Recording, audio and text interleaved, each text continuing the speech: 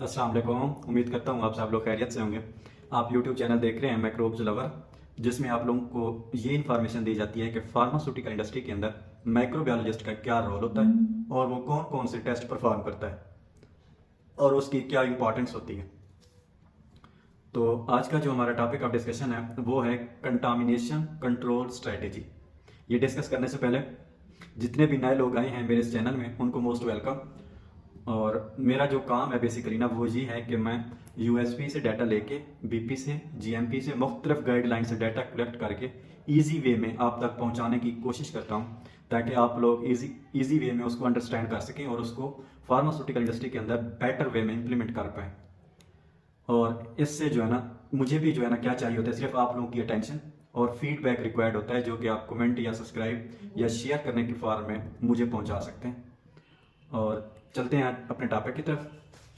Topic हमारा यह है कि कंटामिनेशन कंट्रोल स्ट्रेटेजी क्या है और ये कंटामिनेशन कंट्रोल स्ट्रेटेजी क्यों करते हैं और इसके कौन कौन से कंपोनेंट्स हैं और कंटामिनेशन कंट्रोल स्ट्रेटेजी की डॉक्यूमेंटेशन क्या होती है और कंटामिनेशन कंट्रोल स्ट्रेटेजी के पिटफॉल्स या गैप्स क्या हो सकते हैं।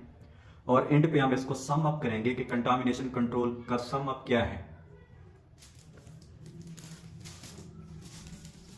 अब कंटामिनेशन कंट्रोल स्ट्रेटेजी एक डॉक्यूमेंटेड प्लान है जो कि कंट्रोल करने के लिए, किस चीज़ को कंट्रोल करने के लिए, फैसिलिटी को, इक्विपमेंट को, प्रोसेस को और पर्सनल को, जो कि प्रोडक्ट की क्वालिटी और पेशेंट सेफ्टी के लिए इम्पॉर्टेंट होता है।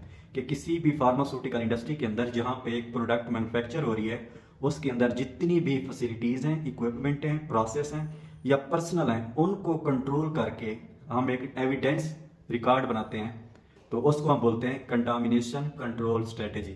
ठीक है, ये बेसिक सी इसकी डेफिनेशन है कि कंटामिनेशन कंट्रोल स्ट्रेटेजी क्या है। ये एक डॉक्यूमेंटेड प्लान है जो यूज किया जाता है for the control of facility, equipment, process and personal for the product safety and quality.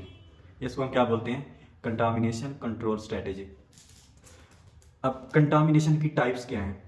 Basically contamination क्या है, कंटामिनेशन अनडिजायर्ड एंटिटी है जो कि हम प्रोडक्ट मैन्युफैक्चर कर रहे हैं, अगर उसके अंदर आ जाए, ठीक है, तो हम उसको बोलते हैं कि ये कंटामिनेशन है।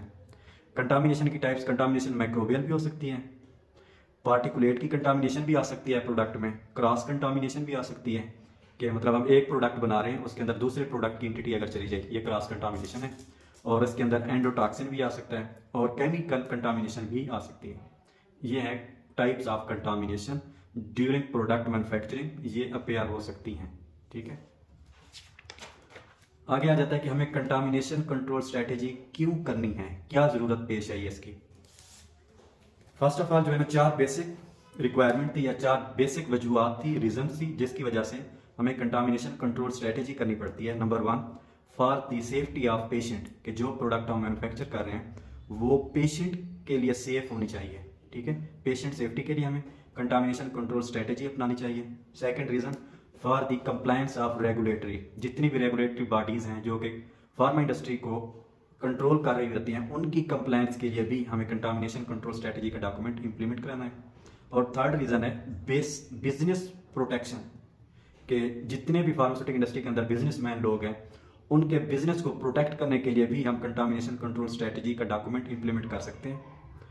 उससे क्या होगा कि जो हम प्रोडक्ट अगर बना रही हैं, ठीक है, अगर हम कंटामिनेशन कंट्रोल स्ट्रेटेजी नहीं अपनाएंगे, उसको पहले नहीं आइडेंटिफाई कर पाएंगे, तो वो प्रोडक्ट अगर मार्केट में जाएगी देन वहाँ से प्रोडक्ट को रिकॉल किया जाएगा या बैच रिजेक्शन में चला जाएगा। तो इससे क्या हो जाएगा, बिजनेसमैन जो होंगे उनको लॉस हो जाएगा। तो बिजनेस को प्रोटेक्ट करने के लिए भी हमें कंटामिनेशन कंट्रोल स्ट्रेटेजी को अपनाना है। ठीक है, और फोर्थ वन है प्रोडक्ट की क्वालिटी, कि प्रोडक्ट की क्वालिटी को हम इम्प्रूव कर सकते हैं, उसकी एफिकेसी को, उसकी शेल्फ लाइफ को, तो इसलिए हमें कंटामिनेशन कंट्रोल स्ट्रेटेजी करनी है।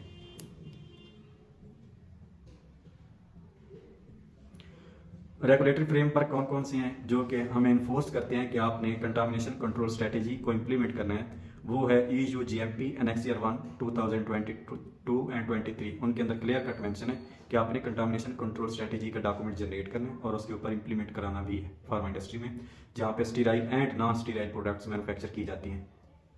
सेकंड रेगुलेटरी रिक्वायरमेंट कौन सी है, ICH Q9, ICH Q10, उसके बाद FDA CFR 211 पेक्स की गाइडलाइंस भी इन्फोर्स करती हैं। और अब यूएसपी का चैप्टर भी आ गया है 1110 कंटामिनेशन कंट्रोल स्ट्रेटेजी के नाम से। तो इन रेगुलेटरी बॉडीज़ के फ्रेमवर्क को पूरा करने के लिए हमें क्या है, कंटामिनेशन कंट्रोल स्ट्रेटेजी इंप्लीमेंट करानी है। अब आ जाते हैं कि कंटामिनेशन कंट्रोल स्ट्रेटेजी के बेसिक कंपोनेंट कौन कौन से हैं। 8 बेसिक कंपोनेंट्स हैं, जिसमें आ जाता है facility and HVAC design, number 2 equipment and process design, number 3 utilities जो इस्तेमाल हो रही हैं लाइक कंप्रेस्ड गैस या नाइट्रोजन वगैरह, उसके बाद personal, 4th one is raw materials and it's components, 5th one is product container closures and monitoring system, and last one is procedural control के जो हम प्रोसीजर यूज़ कर रहे हैं उनके कंट्रोल्स कौन कौन से हैं। तो ये इसके 8 बेसिक कंपोनेंट हैं कंटामिनेशन कंट्रोल स्ट्रेटेजी के, जो कि हमने इम्प्लीमेंट कराने हैं। अब आ जाते हैं कंटामिनेशन कंट्रोल स्ट्रेटेजी की डॉक्यूमेंटेशन पे कि ये एक मास्टर प्लान डॉक्यूमेंट होना चाहिए और रिस्क असेसमेंट रिपोर्ट्स इसके अंदर इंक्लूड होनी चाहिए, और जितनी भी SOPs हैं और स्टैंडर्ड टेस्टिंग प्रोसीजर्स हैं वो भी मेंशन हो, और वैलिडेशंस प्रोटोकॉल्स भी इसके अंदर होने चाहिए, और एनुअल कंटामिनेशन कंट्रोल स्ट्रेटेजी की रिव्यू रिपोर्ट्स भी इंक्लूडेड होनी चाहिए कंटामिनेशन कंट्रोल स्ट्रेटेजी डॉक्यूमेंटेशन में। कॉमन पिटफॉल्स क्या हैं या गैप्स क्या हैं इसके, कि ये कंटामिनेशन कंट्रोल स्ट्रेटेजी ये एक वन टाइम डॉक्यूमेंट नहीं है, ठीक है। ये क्या है, एक मतलब कंप्लीट डॉक्यूमेंट है और ये स्टैटिक नहीं है, ये डायनामिक है, ठीक है। उसके बाद पुअर ट्रेंड एनालिसिस नहीं होना चाहिए, जो कि होता है ये कॉमन पिटफॉल्स में आ जाता है। उसके बाद इनएडिक्वेट ट्रेनिंग जो पर्सनल इसमें मौजूद होते हैं, इन्वॉल्व होते हैं, और कोई लिंक नहीं है between the environmental data and batch release के दरमियान, तो ये भी कॉमन पिटफॉल्स है CSS का। उसके बाद है ओवरलुकिंग ऑफ यूटिलिटीज़, कि हम जो है ना ओवरलुक कर देते हैं जो यूटिलिटीज़ यूज़ हो रही होती हैं लाइक कंप्रेस्ड गैस या नाइट्रोजन गैस।